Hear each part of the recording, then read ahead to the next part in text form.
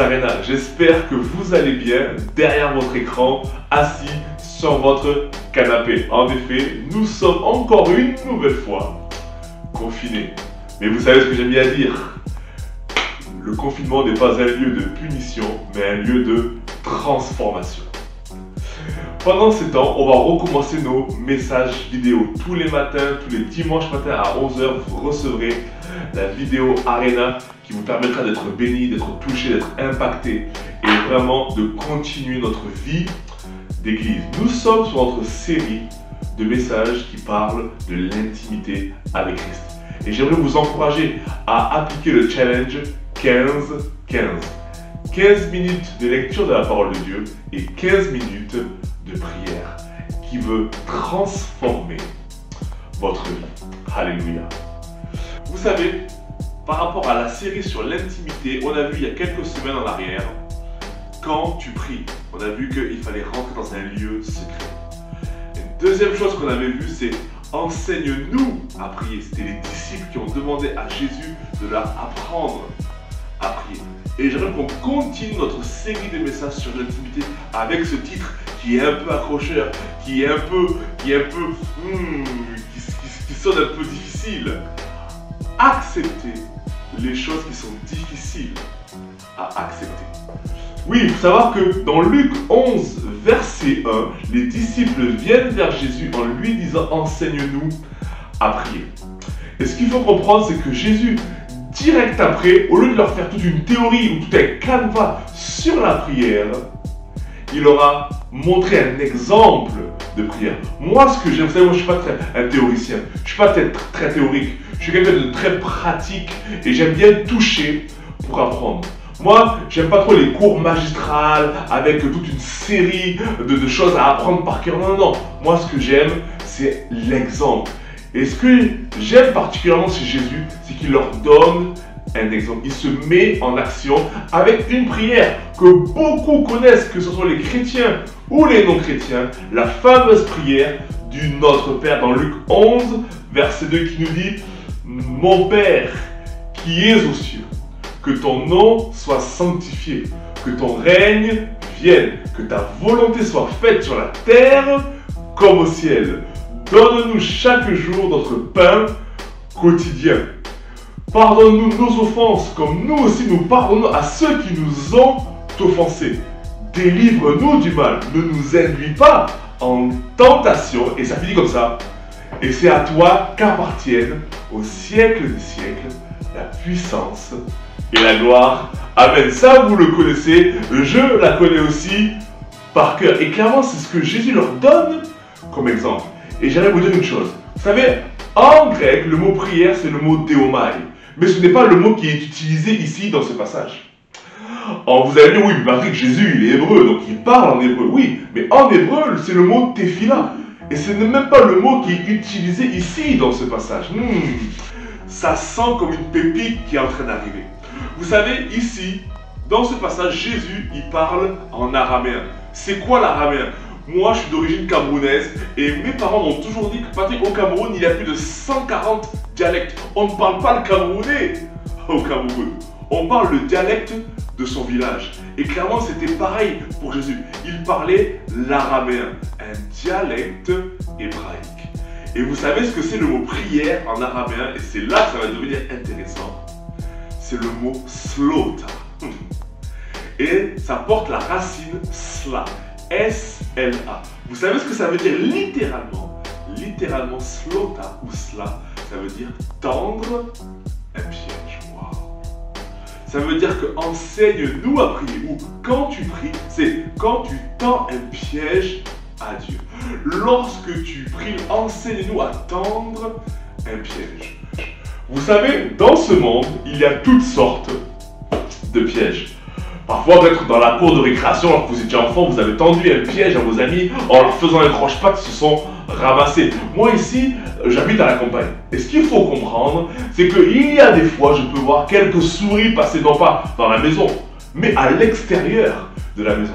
Alors, pour éviter qu'elles nous embêtent un petit peu, j'ai acheté tout un paquet de pastilles rouges contenant un poison pour pouvoir les faire disparaître de mon jardin.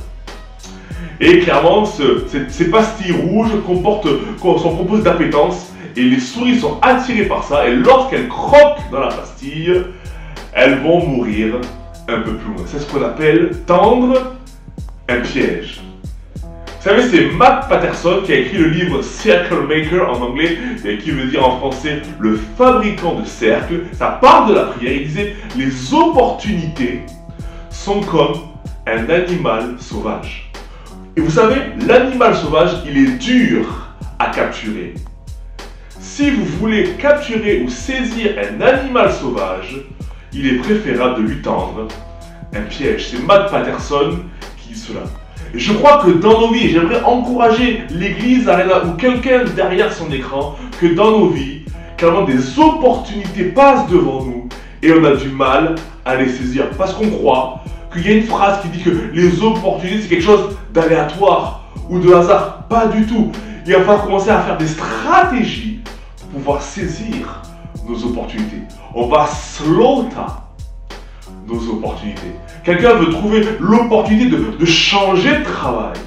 D'autres veut voir l'opportunité de pouvoir sortir d'une situation qui est difficile depuis tant d'années. On veut vraiment saisir nos opportunités. C'est Einstein qui pouvait dire que le hasard n'existe pas. Parce que le hasard, c'est Dieu qui se promène incognito.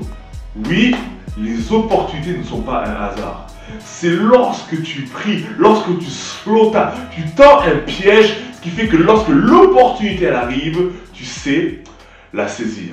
Alors j'aimerais te dire une chose. La prière n'est pas fermer les yeux.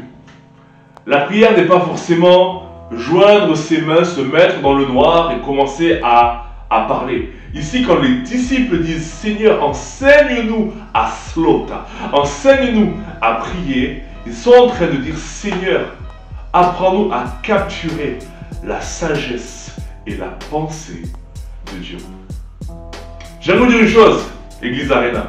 Souvent, la sagesse et la pensée de Dieu sont en contradiction, sont en désaccord avec notre nature humaine. Vous savez, on a une phrase qui dit que Dieu n'est pas forcément dans un business de ce que tu veux, mais il est dans un business de ce que tu as besoin. Et parfois, ce que tu veux est en contradiction avec ce que tu as besoin. Mais j'aimerais t'encourager à une chose. C'est que quand Dieu te donne ce que tu as besoin, ça transforme ta vie.